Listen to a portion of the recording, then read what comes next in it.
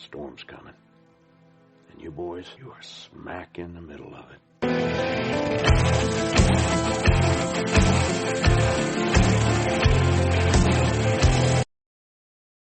Welcome to the Supernatural Report, a monthly spin-off podcast from the Krypton Report, part of our Patreon package. We will be discussing and looking back at the series that ran for 15 seasons. That's 327 episodes from 2005 to 2001. That is a long time. And I'm your host, Tyler.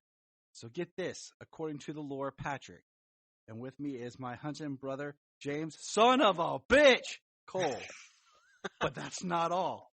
We have with us descended from heaven or ascended from hell, Jania, hey ass butt, Patrick. Yep, that's me. So welcome, everybody. Oh, Great introduction. Oh, Thank you. You're welcome. You're welcome. You've been running through trying to figure out which ones, huh? Oh, yeah, I was like, this is going to be great. I was like, what's the best Castiello? Hey ass butt. Like, that's classic. Yeah, I resemble that one. So we are looking back. We'll be looking at Supernatural. This has been something that's been in the works for a little while. And James and I not only share our Superman fandom, but we share a love for two hunting bros living the life. Yeah, we do. We both enjoy Supernatural quite a bit. We've been talking about this for a very long time. We were waiting for a while, but also life. Life. Yes. Life. That thing that we all have that comes to play. But no, let's we got some thoughts here. We're going to kind of go through the pilot. Since this is kind of our pilot episode of this, I thought we would record the pilot. And, and then we'll kind of go from there and see how we do as we move forward with the podcast. Because, we got 327 episodes to go. If we did one a month, we would be in our 70s by the time we finish this. That's insane. Yeah, we would we both be chilling in the retirement home. But you know what? I bet at that point we'd be chilling in the same retirement home. That's probably, true. And then it would probably end up being like Bubba Hotep, where we're walking around like trying to fight some sort of soul sucking mummy. And Jania's just knitting like that. That sounds accurate. But playing "Don't Fear the Reaper" in the nursing home. Here it is. Very slow version of it. In old school, when they're at Blue's funeral and they start like humming "Here I Go Again" on my own, it'd be like a version of that for "Don't Fear the Reaper." Like, So before we kick off this episode proper, we got to talk about some crap.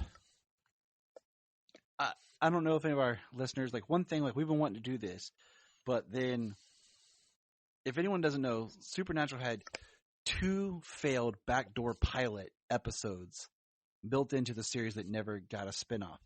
But we're getting a Supernatural spinoff called The Winchesters, which looks like bullcrap.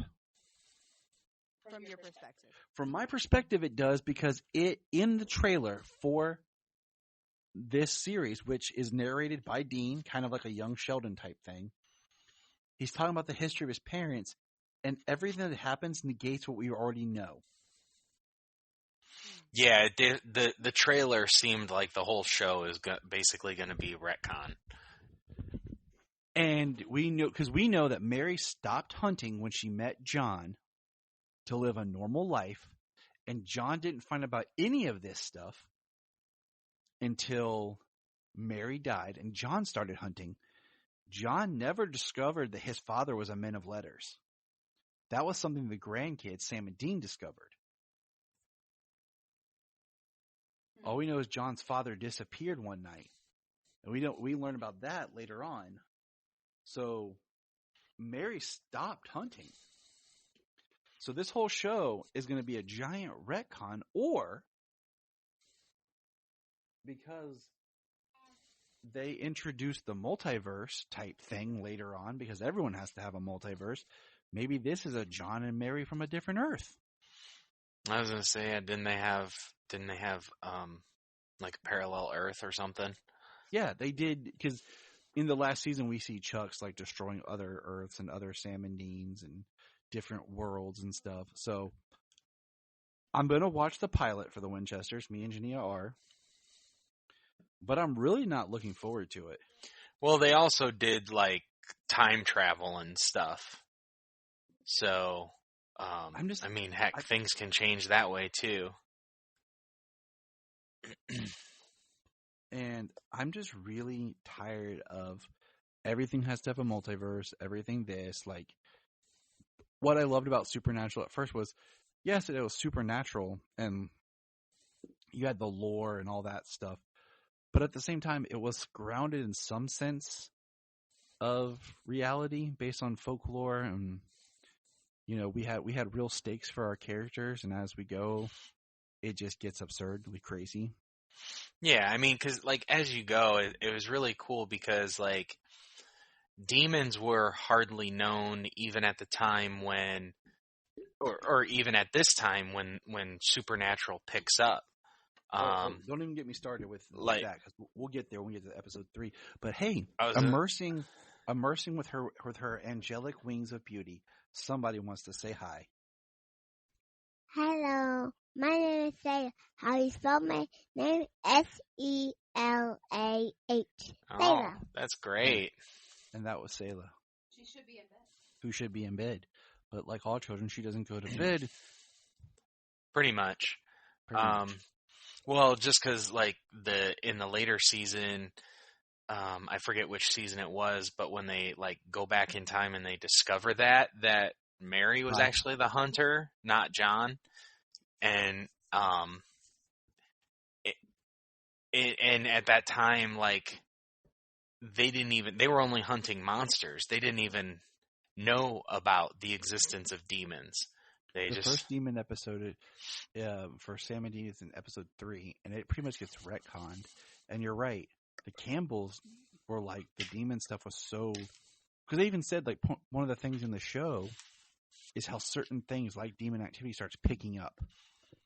There gets to be more and more, and things are escalating more than what it was before. But anyways. Well, yeah, and all the way up, like the history before Supernatural was just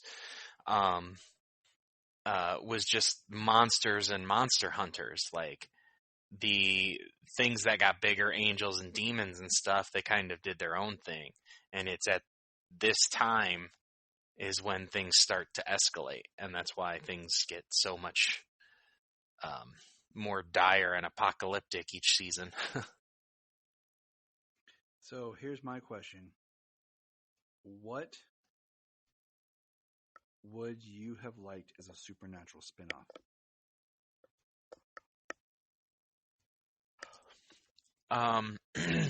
Let's see. So, which were the two? Well, I'm saying if you could have had one. One was the Wayward Sisters, which would have been the better of the two. The other one was like Bloodlines or something. It was going to be like in Chicago or something. Yeah, the Wayward Sisters was the one with the girls that they had saved who were living with the police officer and whatnot, right?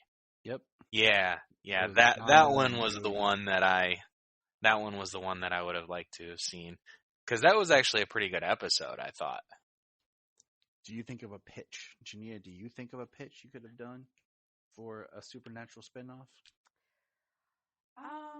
Not necessarily. I feel like it'd be really hard to do a Supernatural spinoff because, really, for me, the show is about Sam and Dean. So, doing a spinoff of anything, I feel like it's not necessarily going to be solid enough for me. I know it's kind of harsh, but I don't know. Like the Wayward Sisters, I wasn't digging it. I wasn't into the concept of it necessarily. I don't know. Maybe that's just me being a diehard for the boys. Yeah, possibly. I mean, I did like it, like, because Sam and Dean always cross paths with other hunters.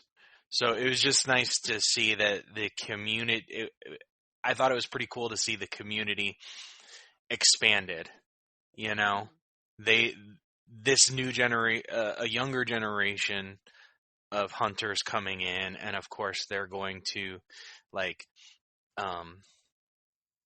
come cross paths with older hunters and learn more things along the way. Yeah, I got you. I respect that. All right, let's keep this episode moving. But good time. So, here's some questions.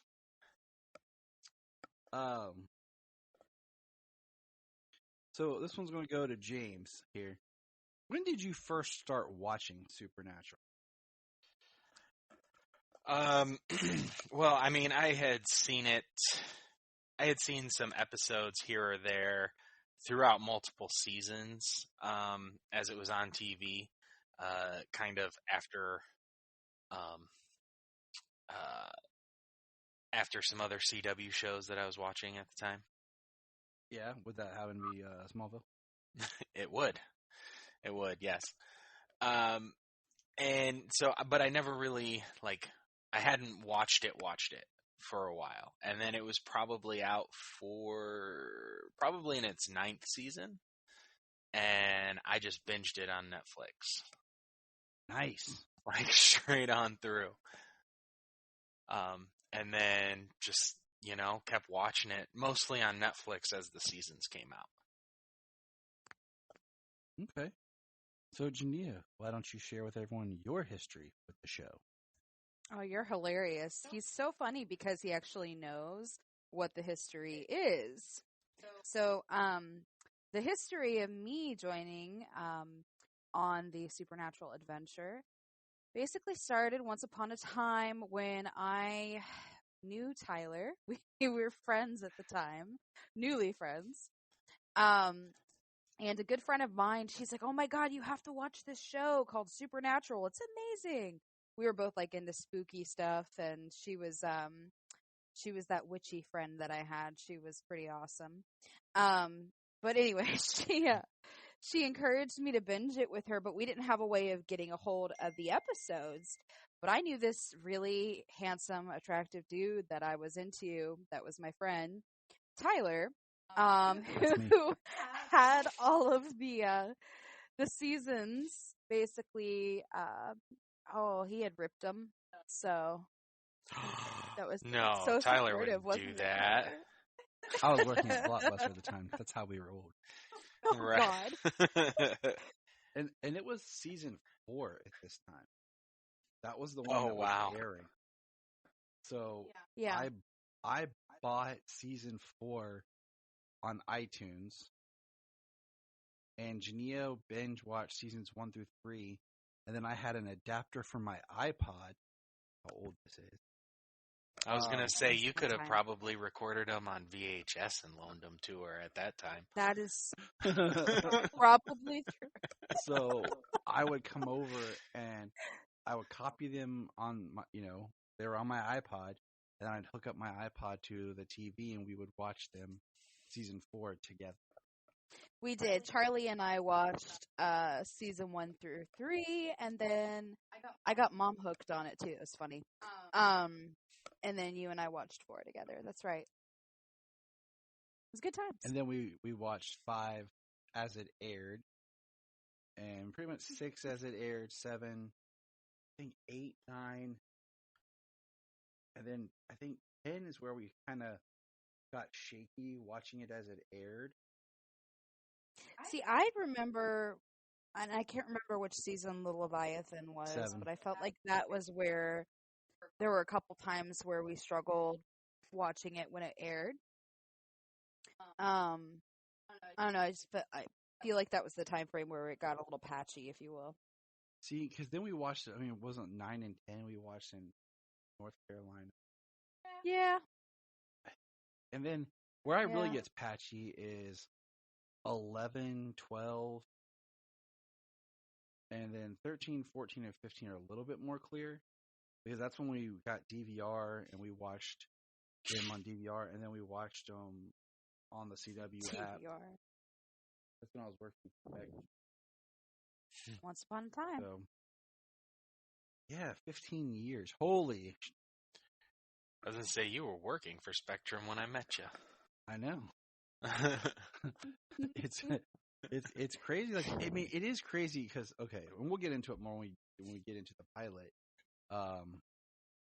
Just about like what all was going on with the show. But here's some more questions.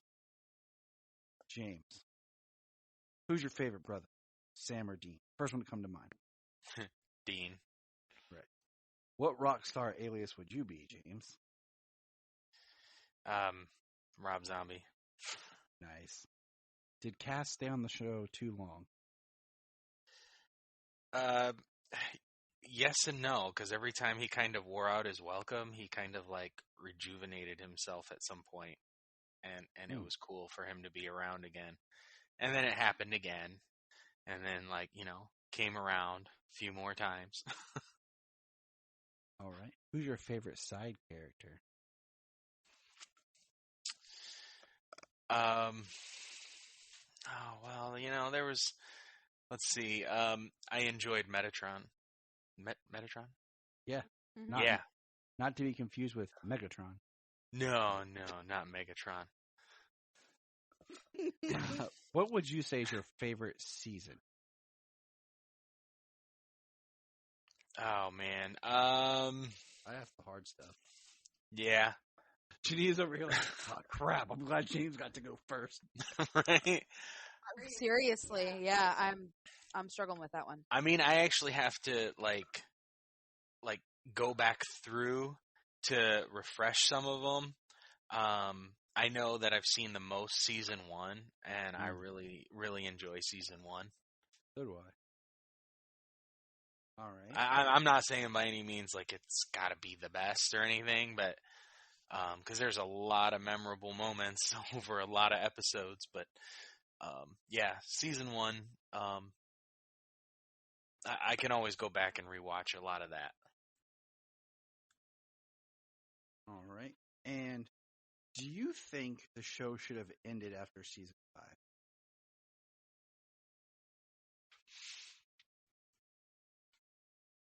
5?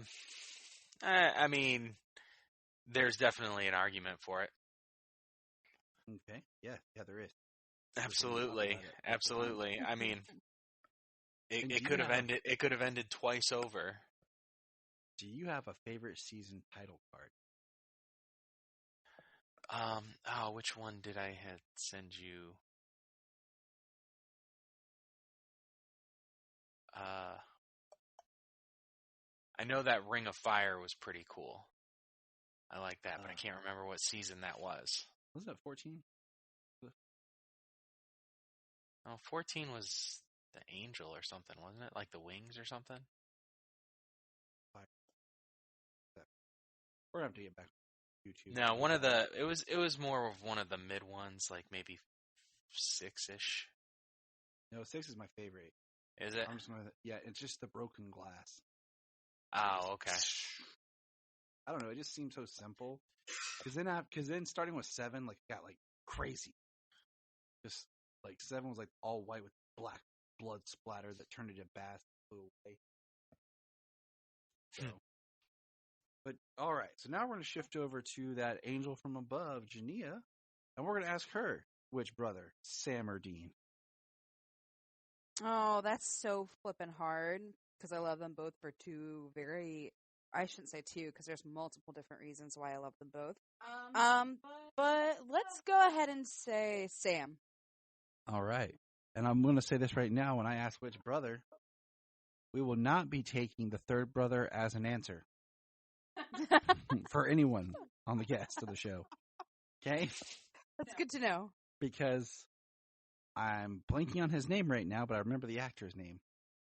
Yeah. So. What is his name? Well, I just lost my supernatural card. James, you'll have to take over the podcast. I don't remember. Adam. It's Adam. It was Adam. Adam. Because I always said it should have been Seth. We're going to get all biblical on this. And Dean and Sam were like Cain and Abel. Seth was Adam and Eve's next born son. And yeah, little Bible trivia. Jania, what would your rock star alias be? I don't know if this counts or not, but maybe Lucy Hale. All right. Hold on. We have a little message from. Why can I remember anything? What was the? What? What was the kid? What kid? That might have been Dean's son. Ben? Ben. All right. Hey, Solomon Ben. What's up? Say hey. Hi, guys. All right, my man Solo. Get some sleep. You little Gabriel, go on to sleep there, trickster. I mean, I found the title cards, the image you sent me. Yeah. And I think I was thinking of 2. The 2. fire? Where it's Yeah. just the fire? Simple. Yep. All right, Jania, back to you. Did Cass stay Yes. on the show too long? That's her answer. Moving on. Wow, really? I'm gonna say no, but I feel like he was overused. And the whole point about some of these questions is, as we go through the show with things in mind, we can take notes of, like, especially with Cass's character, when would have been a good time for him to drop out and then come back, and things like that. All right, favorite side character. Oh my gosh. Oh, it's Bobby. Bobby. I already know who's going to be our Bobby, and I have a good I got to come up with a good intro for Bob. All right, what do you think your favorite season is?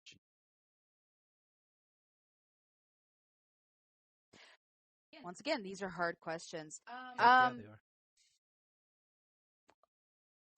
Well, 15 seasons is a lot of choices. There are really so many choices. Yes. Yeah.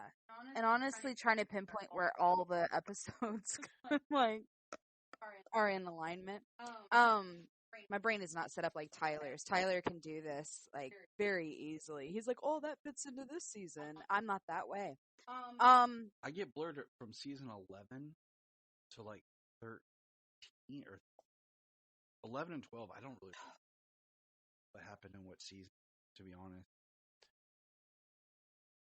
I'm gonna go with season 1 as well.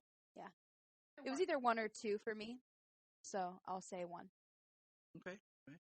And do you think the show should have ended after 5? No. All right. Now, Tyler, you answer these questions. Thanks, Tyler. Favorite brother, Sam or Dean? I choose. You know why? Because the issue is, I relate a lot to Dean as the older brother and the kind of things that your parents forced on you, because when I started watching this, I watched it with my brother, and we watched it together, and it was really kind of interesting to kind of experience that with him, because he was my younger brother. But then personality-wise, I relate a lot with Sam. So I picked both.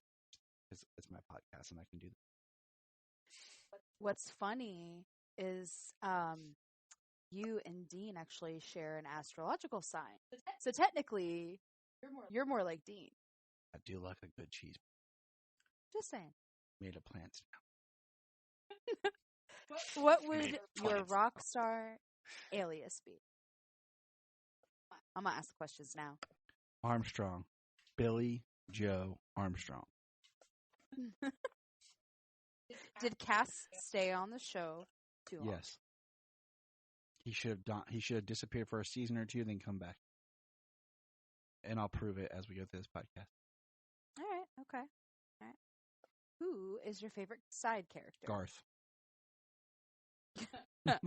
Okay. I said that just for the sheer reaction that we just got. Garth, you idiot! How are you still alive? Favorite line before he even showed up on the show. But yeah, I did actually really like Garth, but then I didn't like what they did to Garth.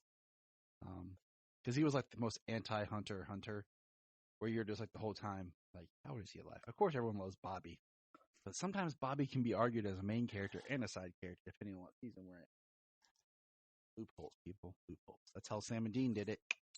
Right. Well, I mean, I love Chuck. I love Charlie. Charlie was dope. I wish I had a friend like Charlie. I Not liked that great, Ruby. Ruby was a great demon. I liked Ruby. Which one? Every version. Well, yeah, I mean, she had quite a few that were pretty good. Katie Cassidy Rubies. played her. Yep. Who was the other dark hair? There was another dark haired Genevieve. Genevieve, I can't remember your last name until you got married. So Genevieve Pilecki? Or Padalecki? Yeah. It was Adrian Pilecki. Pilecki. Well, Adrian Pilecki. Yeah, Adrian Pilecki Gotcha. plays his girlfriend in the pilot. She's from Okay. Toledo. Yeah. I'm sure. Yeah, I said remember that you before. told that. James Yeah. said that. She's like, but he said it like this. She's from Toledo.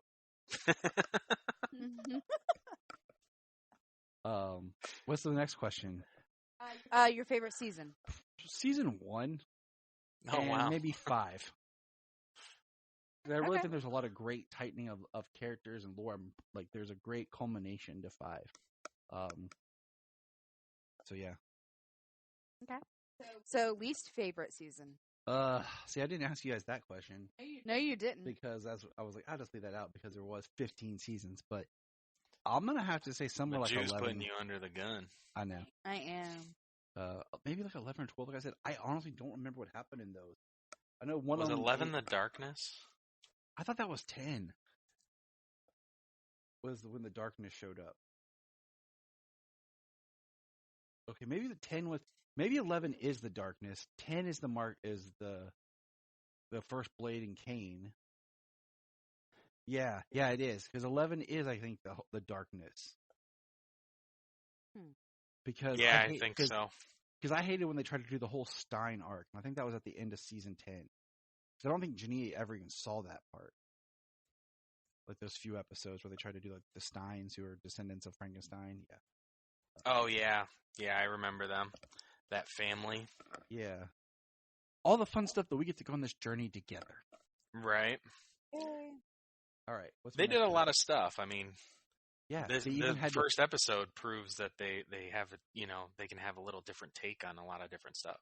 Well, as I learned later, I listened to a great episode of Comic Book Central with Robert Singer.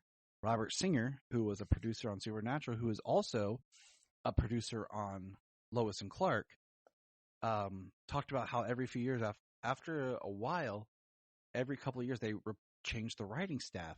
And they said there are people who they hired towards the end who basically kind of grew up with the show. And that's why in the latter seasons, you saw a return to certain characters, beats, and story elements that were kind of abandoned earlier on in the show.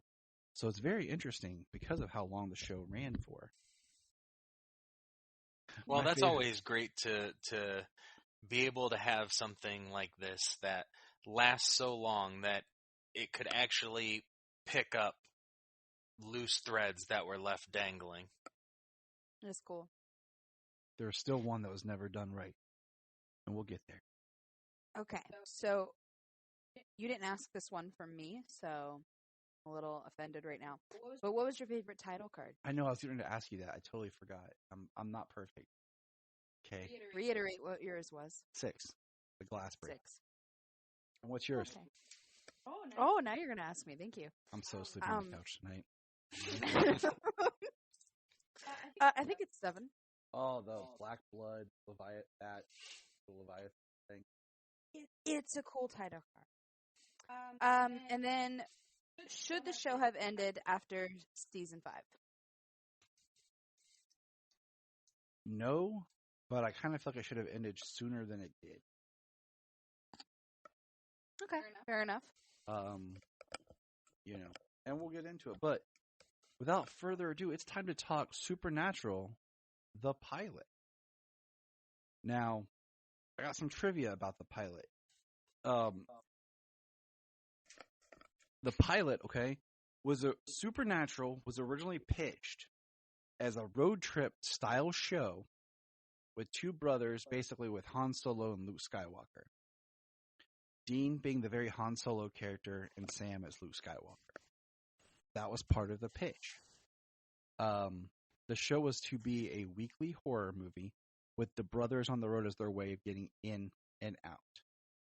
And it was going to focus more on the horror and monster aspect. They found there was just such great chemistry with the brothers that they focused a lot more on the personal dynamic.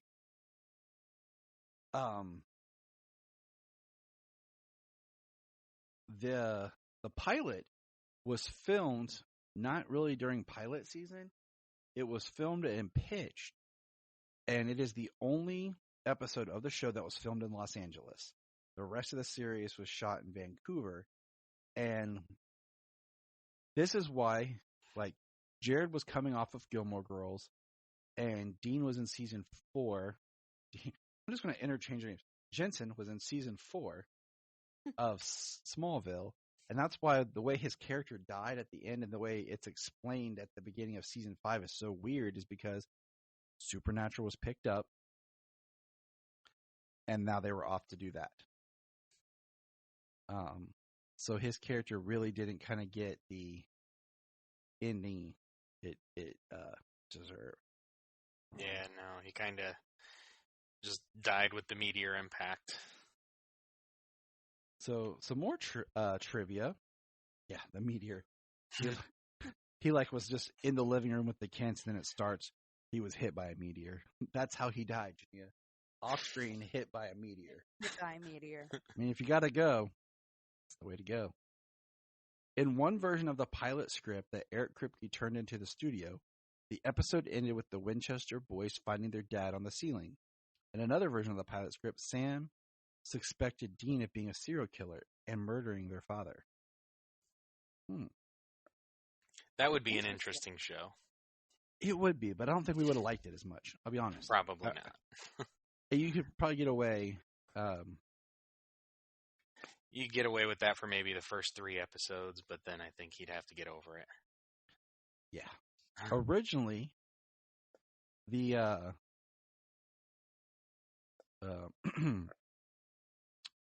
character's last name was going to be Harrison. Interesting. I'm glad it wasn't. So yeah, me too. The Winchester thing is much better. And definitely. then this is, as we do season 1, one of the things that's very interesting, and I pointed this out to Jania, and season 1, if you watch it on DVD, has all classic rock music. It's the music they wanted, but I guess they could not secure the rights or had the money for it. If you watch it on Netflix, season 1 only has modern music. And the second to last episode, or the last episode, doesn't have Carry On My Wayward Son on it. And when in the scene where Sam is criticizing Dean's cassette of tapes on Netflix, when he pulls it out, it's the song Gift to the World by Loveless. If you watch it on DVD, it is Back in Black by AC/DC. Now, what's even more interesting is I actually purchased a long time ago the pilot episode on iTunes, and on iTunes, it is the same kind that is on Netflix. The music is not updated, which is interesting. So that's my trivia. That's cool. For the pilot episode. So now it's time to get into Supernatural. This is where, Jania, you have to make car sounds, depending like we're revving up baby, okay? Vroom, vroom.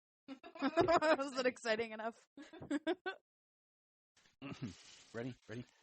22 years ago. As the title starts. A long time ago in Lawrence, Kansas. Okay, so let's take this by a moment here that the opening scene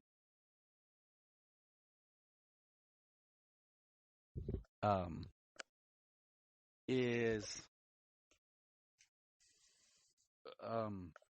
the pilot is directed by David Nutter. David Nutter, who also directed episodes of Superboy and would also direct the pilot for Smallville. He's the man. And the opening shot already establishes a set of tone, sounds, and feelings by being extremely creepy. We see easily we're introduced to the Winchesters, and we're introduced to John, who's wearing his military service shirt. So we already have an idea of who this character is. And we see that Dean is... How much older do you think Dean is? 4 years? 5 years older than Sam? Yeah, I think he was about 5 years older than... I think it was, but at the same time they did, if we think later on in the show, they were in the same high school together. Well, so it has to be at least in this. Yeah, I mean, in this episode, he says he's 26, and then I mean, when are you taking a law school interview? Probably after a 4-year college, so he's probably about 22. Okay, yeah, so about 4 years. That worked. Yeah. Yeah, dude, I'm 26. Right? The only person on the CW actually playing his age and not like 10 years younger. And Jania has confirmed it is 4 years between Sam and Dean. 4. Yep.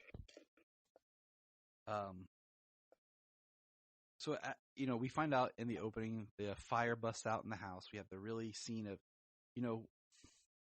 not to get too nitpicky, but that's what we're going to do, okay? We have the light. So Mary walks by and the light's flickering and she checks it. And she doesn't act concerned at all with the light's flickering.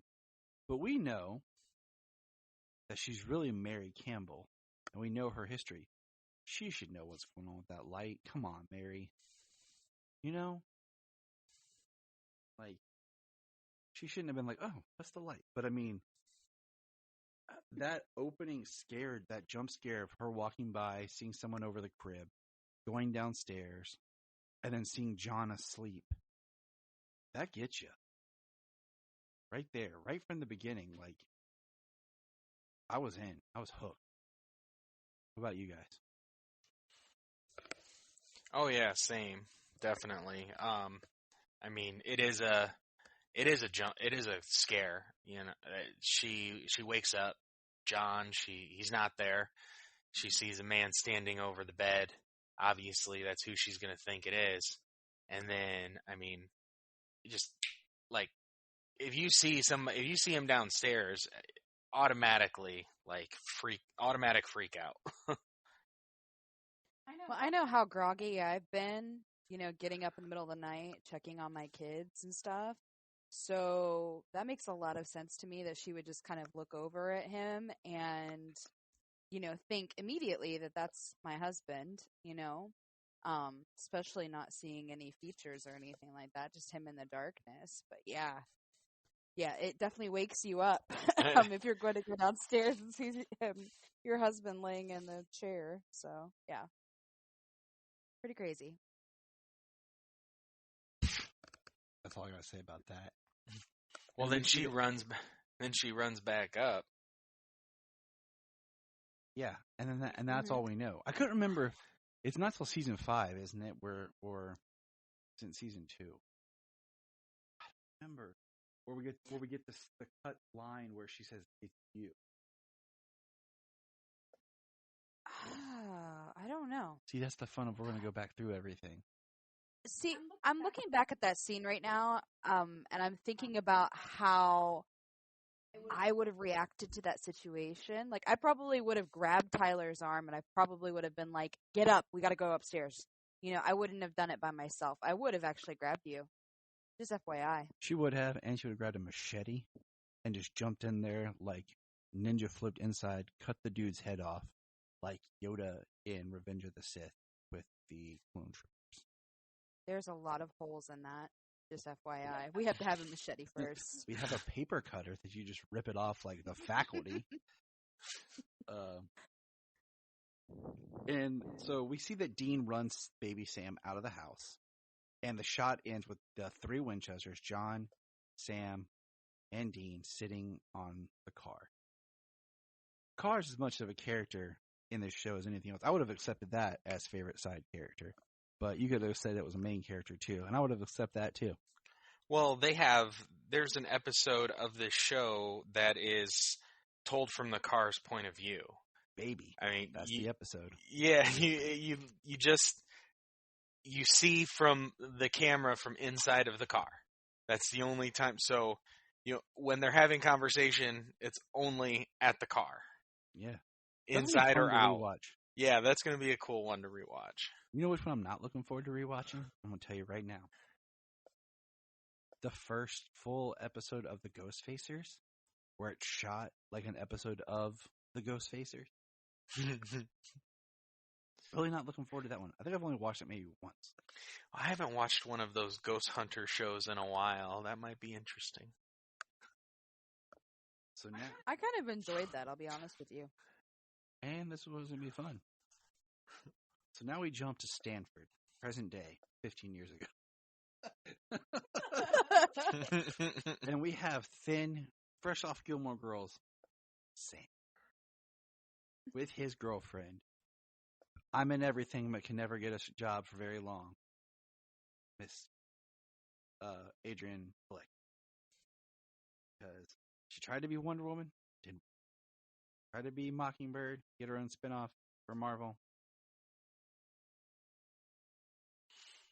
She was badass on Agents of S.H.I.E.L.D., though.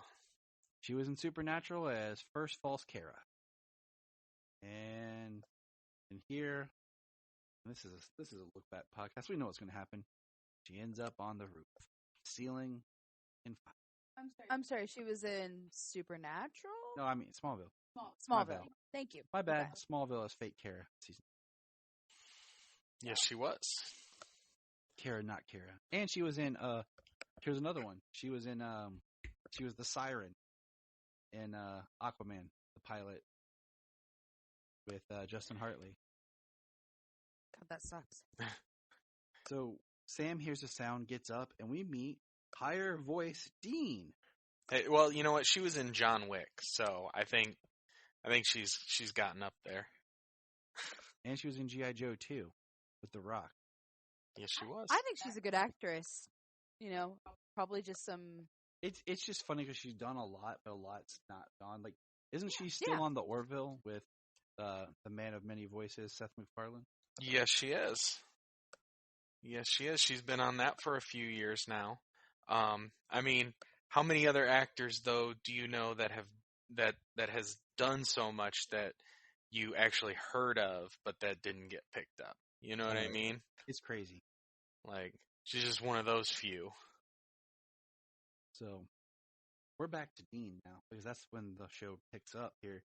Is one, he's not wearing John's jacket when he's introduced right here. I just wanted to point that out. And two, he's not wearing boots. He's wearing tennis shoes. And then we get exposition dump with one of my favorite lines, because I pulled this on Janina the other night. We were walking the dog, and we were talking, and it was like 11:30 at night. And we were talking about how Solomon all of a sudden started talking about being afraid of the dark. And she's like, there's nothing to be afraid of in the dark. That's why I got time. I said, don't be afraid of the dark. Are you crazy? You know what's out there. Yeah, right. And she looks at me like, she gives me the dumbass stare. Like, you know what I'm saying? Like the, like it works perfect, but when it comes to trying to get your kid to bed and being afraid of the dark, you're just like, it's counterproductive. So like this is where we get Dean's 26. And so what, that puts him about 41 by season 15, give or take, dying, coming back, and etc. The tape recorder has EVP, and we learned that Sam and Dean have been apart for the past 2 years. He hasn't bothered him at school.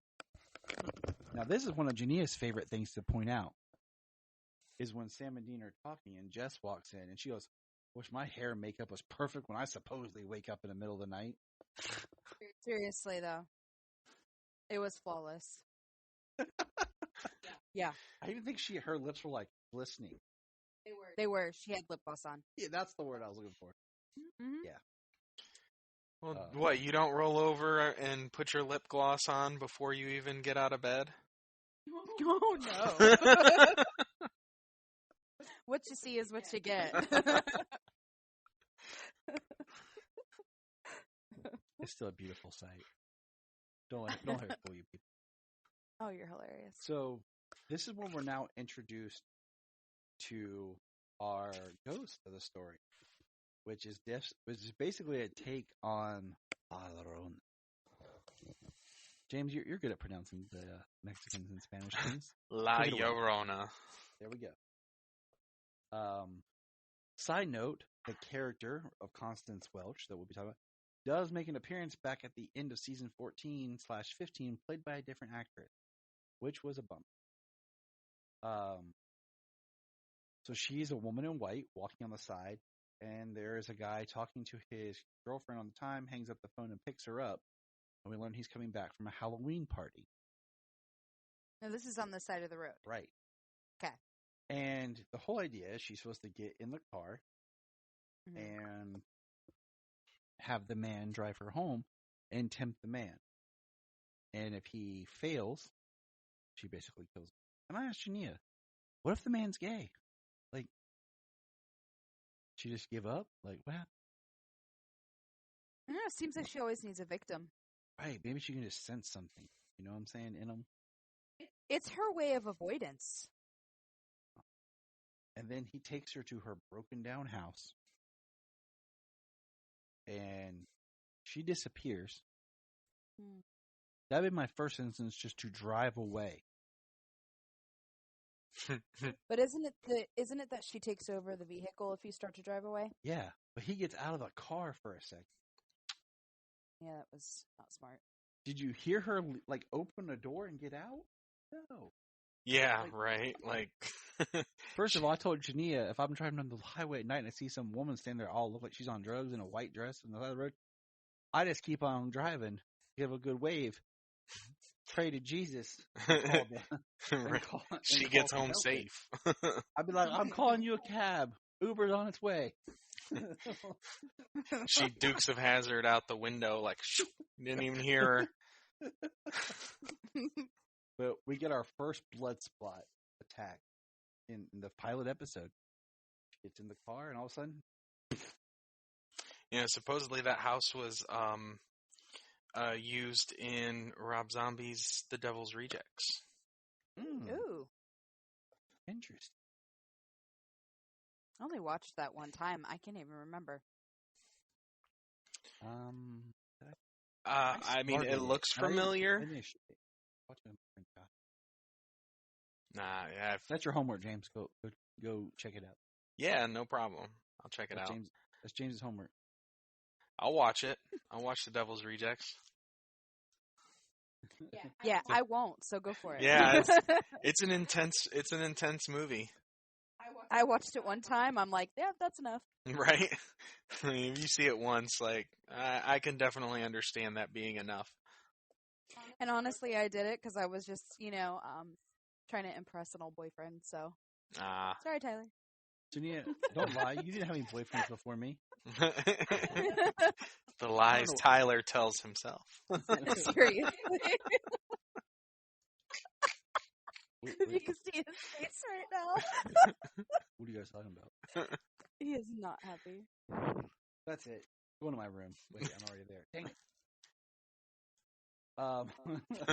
So the next scene is where we learn that Dean and John and the Winchesters are very big into credit card scams.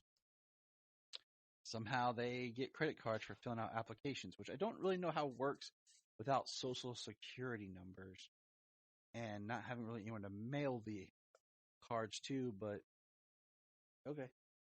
Bobby Singer. Period. I mean, Bobby's a genius. I'm just saying. I mean, the man always has answers. And I mean, I guess when Charlie shows up, it makes sense. But then also when we find out that they're really just like folk heroes in a story, they can never really be in too much trouble at one time. It makes sense too. After all, Although Jimmy that Cooper is had a habit whole life. right. Although that is that is one of the interesting storylines through the first handful of seasons is the them getting in trouble with the law. Yeah, and how they somehow continue to get out of it. yeah, and I think that's part of why the first 5 seasons worked, because by season 6, that being traced by the law pretty much disappeared. Well, they found a way out of that, and I can't remember exactly what it was. Well, they had Henderson, and they helped fake their death. That's okay. They that's supposedly died, and Yeah. that's what helped. A lot of these podcasts are going to be Tyler reminding me of things as we go on. Like, oh, hey, that happened around this time. And I'm going to be like, oh, yeah, I remember that. I used to watch. I will swear, like, I have a really good memory of the first 7 seasons because you have a good memory, period. I used to watch them religiously. Like, I would always have it kind of in the background. I had all the DVDs. So, and then it just, other shows. And honestly, I think around the time we started getting the Arrowverse stuff, it got harder to rewatch all of Supernatural because there was other shows I was starting to watch, like Arrow, Flash. So I wouldn't rewatch things as much. And then kids came along, and you can't watch Supernatural around these kids. Because Sailor would strap up and be outside hunting, and Solomon be hiding under a bed crying. I mean, that is accurate. Got him pegged. Yep.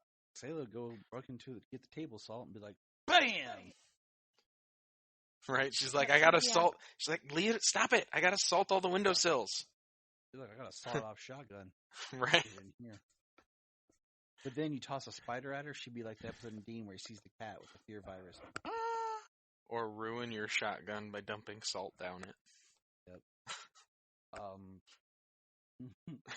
So they pull up on a scene, and it's the first time we get the Supernatural guitar riff.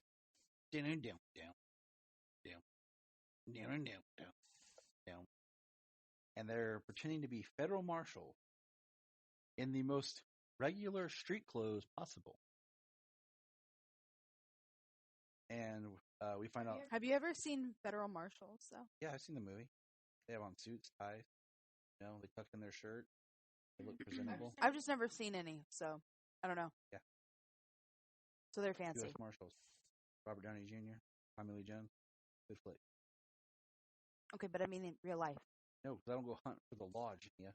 Law finds me.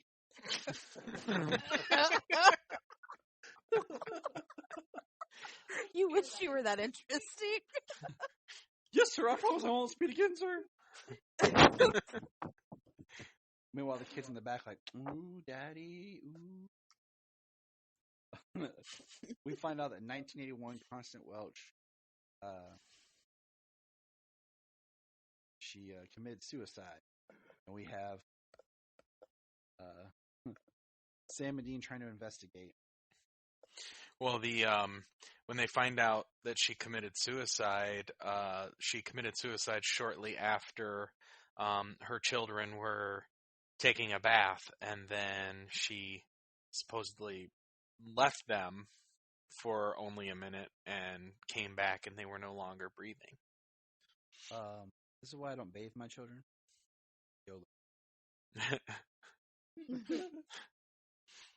Actually, I'm on bath duty for Allura. She apparently she screams when Jamie gives her a bath, and she's got her day and night most of the time. And so she's bathed her more often, and she screams. She didn't for a while, and then she started, and then it was just every time she got wet, she started freaking out and screaming. But the last couple of times I've given her a bath, she hasn't made a peep. She's had a good little time, so she's like, "You're doing it. You're on bath duty." Oh, look at that. James is good at bathing stuff. That's more peaceful for everybody. Yeah, I mean, like, I don't know. Children in the bathtub always kind of, like, I won't let our kids, like, fill the bathtub all the way. And I'm always within earshot. And Sayla makes so much bloody noise when she's in the tub. You know she's okay. She's, like, playing around and everything. She thinks she's an Olympic swimmer. If it goes quiet, that's when you need to go check on her. Oh yeah, absolutely. Always doing something. Mm-hmm. So Sneakiest little girl ever. I want to ask you guys this question. Now, looking at the first 5, okay, do you feel that Sam is the hero's journey character? If we look at it from a Joseph Campbell point of view, or do you think it's? I don't really think there's an answer at this point right now. I think it's a good thing. I feel like in a way it's Sam, at least in the pilot, because he rejects the call, he goes, and then with the ending, he then accepts his call and goes forward. So it's an interesting kind of look at where these characters are going on their journey. Right. It was kind of interesting though how they kind of like as it progressed there, especially in the first 5 seasons, how Sam at the beginning kind of more like the shining light brother as opposed, and then he's the one who is connected to the devil. He's the vessel, and he's going the other way, and it's kind of like Dean is supposed to ascend as like Sam is falling. But what I find really interesting is that ultimately Sam is still the redemption. Like, Dean obviously gets us there. Like, he works his butt off to get everything, into a good place. But Sam is ultimately the one that has to save everything. Right. If you will. Yeah. So I could almost, at least from the perspective that we're talking right now, I could see that would be Sam being, the hero's journey. Yeah, and that's where I'm leaning towards right now, Sam. Well, yeah, absolutely. He has the ultimate evil to overcome. Mm-hmm. So, moving forward, we find out that Constance is a woman in white. They go to the bridge. They see her, and they find out she's committed suicide. And this is part of the funniest scene, because Janine and I were taking this apart, is the car comes on and starts chasing them. Okay? And then they jump off the bridge. The bridge that she jumped off to kill herself, they just jumped off to save themselves. Yep. And Dean, falls and lands in mud. He's all he's in the water, but he's covered in mud, and Sam's on a ledge. And it was pretty fun. Well, I mean, the idea of this could be different times of the year, though.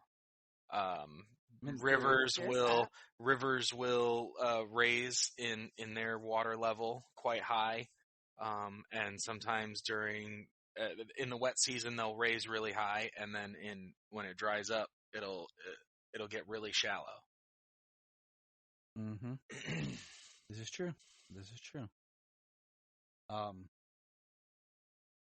We have them check into a motel where they find their father had recently been, and they break into their father's room, and that's where they find out all the lore that he had been studying, and they really get into the woman in white, the weak woman.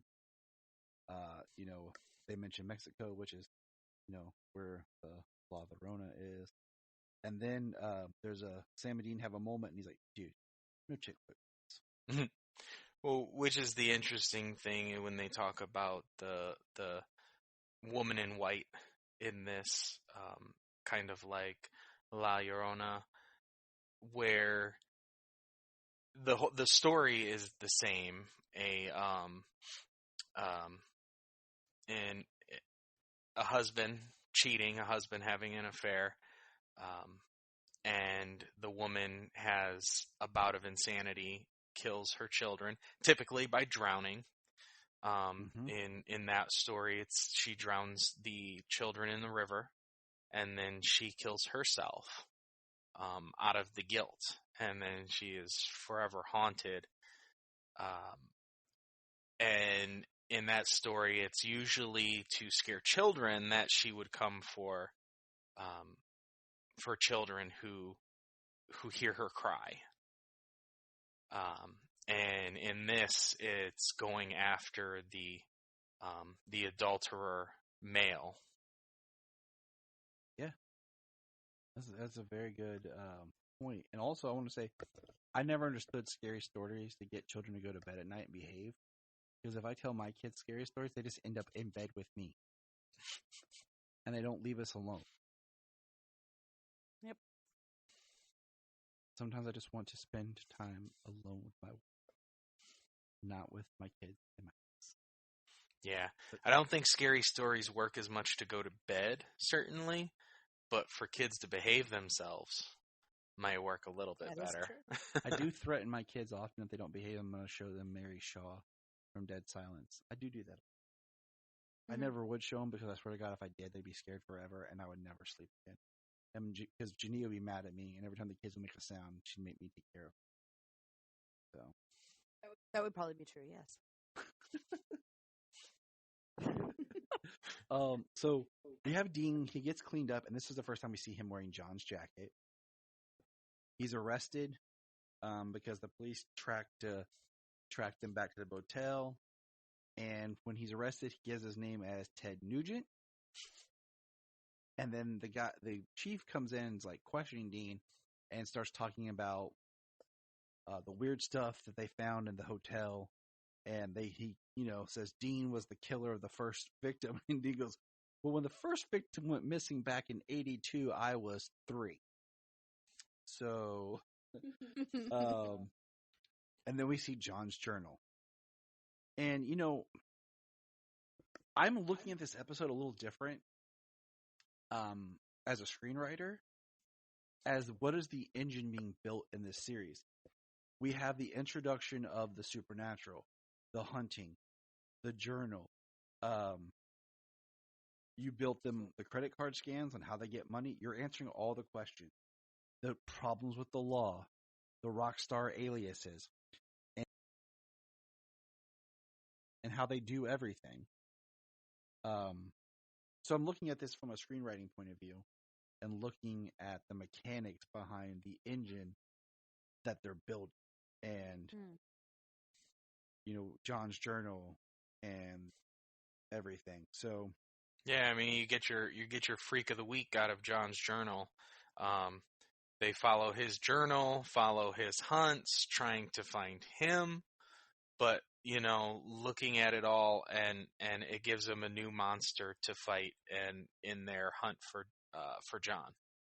And it's great because you don't get stuck, say, like Smallville, where you're like the freak of the week. This is they're traveling around, going somewhere new, investigating. Yeah, and you can utilize a lot of different myths, a lot of different supernatural stories and characters. There's a lot to mine, and especially when they do things to interpret them as something slightly different, like the woman in white in this episode.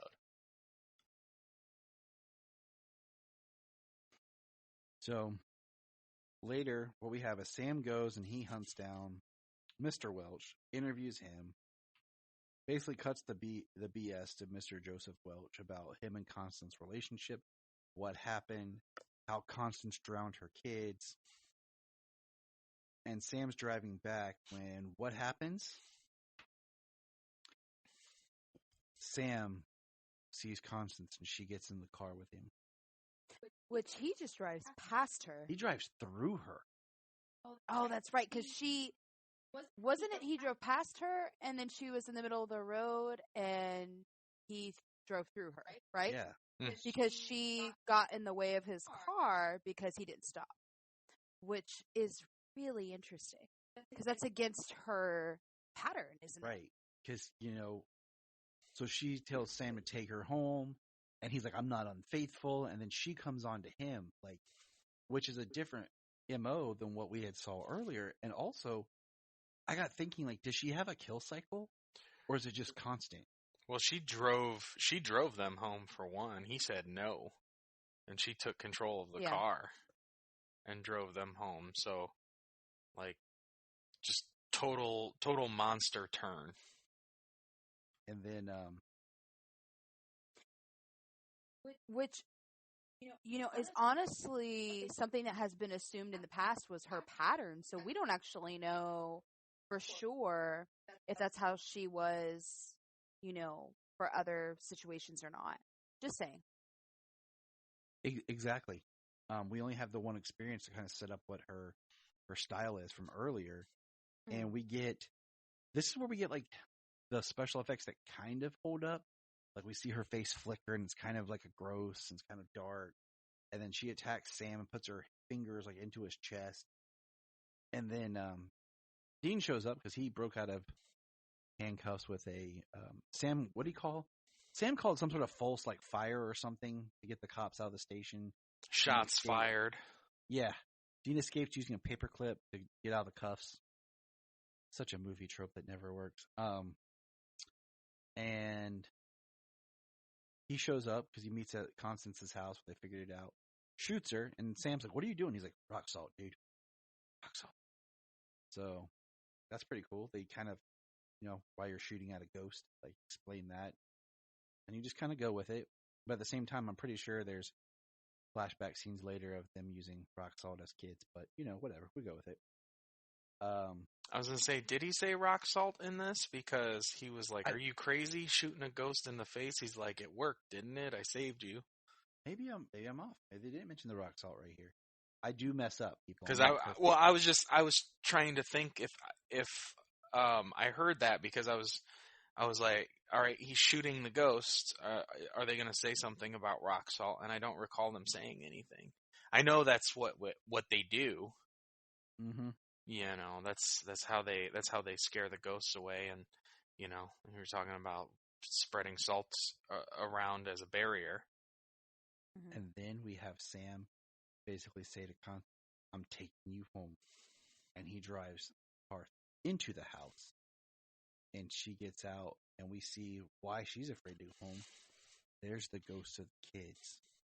And we get a really creepy eerie of just the water coming down the stairs and the kids at the top, and they come down to get her. And I will say, the effect of like the kids and Constance like molding together to one weird like creature looking thing that like goes into like It sinks down into the floor. it does not hold that effect. But I really love the poetic end that she receives here. Just, her having to face her kids. And honestly, I don't know about you guys, but it didn't really seem malicious that the kids kind of took her. I felt like it was more like a reunion, but in a positive way on their end. Like, you know what I mean? Like, she was more distressed and heartbroken than they were. But wasn't the whole point that she killed her kid? And that's why she was afraid. Yes.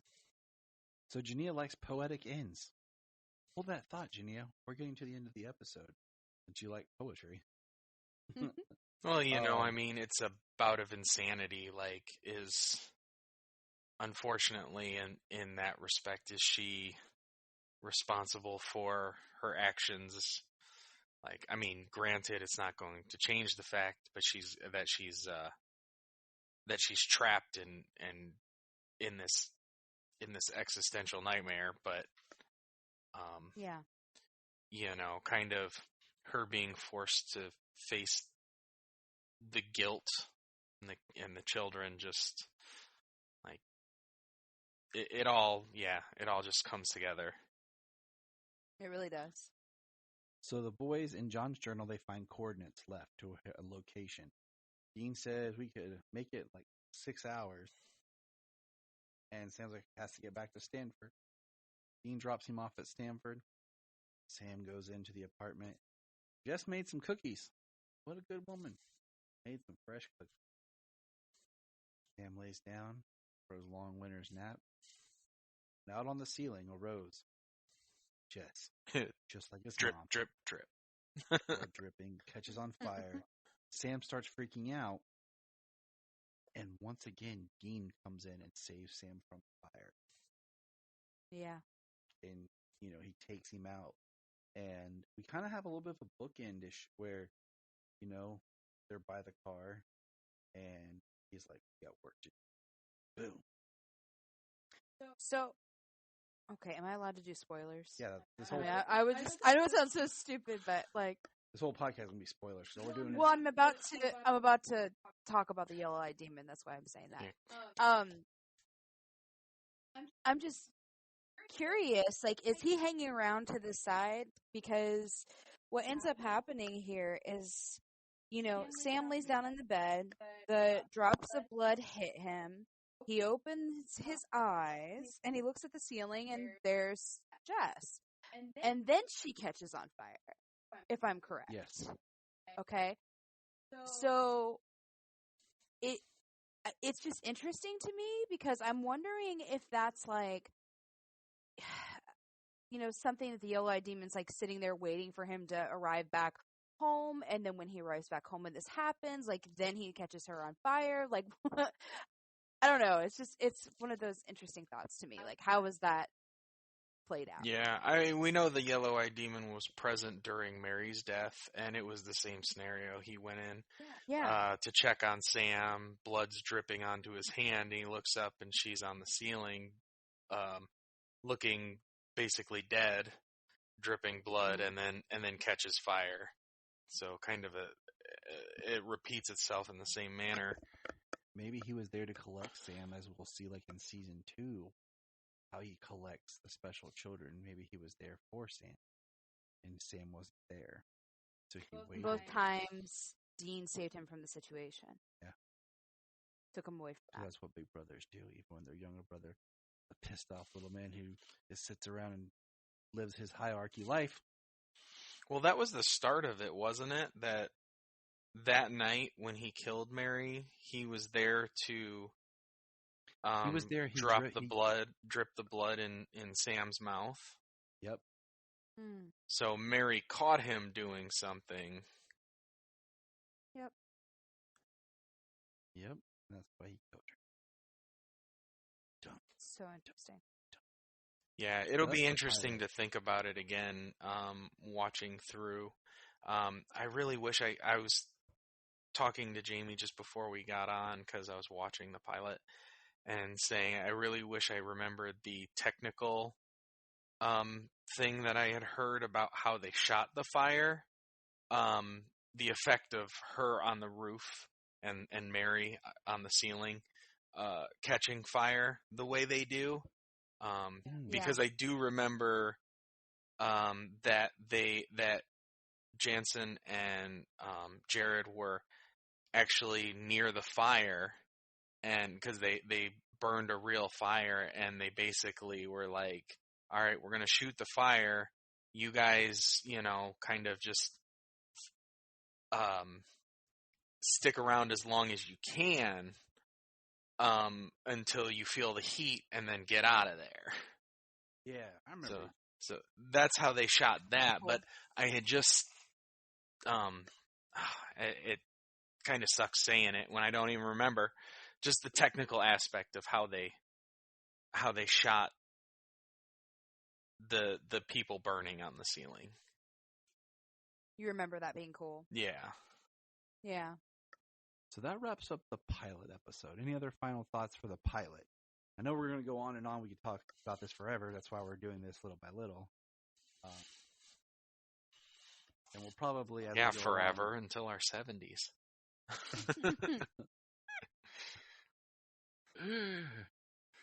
Carry on my... Wait, what was it today? It's okay. I'll be in my 60s. I'll probably remember. That's right. Like the only thing we actually remember at the time is the lyrics to the song. Like, carry on my wayward son. What is that from? What are we talking about?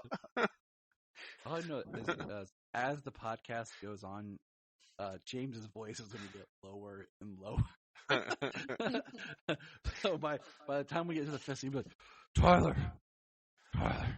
I'm like, James, you okay? Yeah. But all right, everybody, this is the Supernatural Report. We'll be talking the show Supernatural. Check it out on Netflix. Check it out. And there we go. That's what I got to do. I got to practice my Dean voice. Get it Exactly. better going the Yes. farther we go. and I just gotta like buff up. Be like Sam in season 5. Where he's just like shredded. I was about to say, what part of Sam do you want to be here? Because he's all over the place. I know. He was never fat. Dang it, Sam. He does mention that he said it's not Sammy anymore, it's Sam. Sammy was a chubby 12-year-old. Okay, I'm 12-year-old Sam. He's 12-year-old Sam.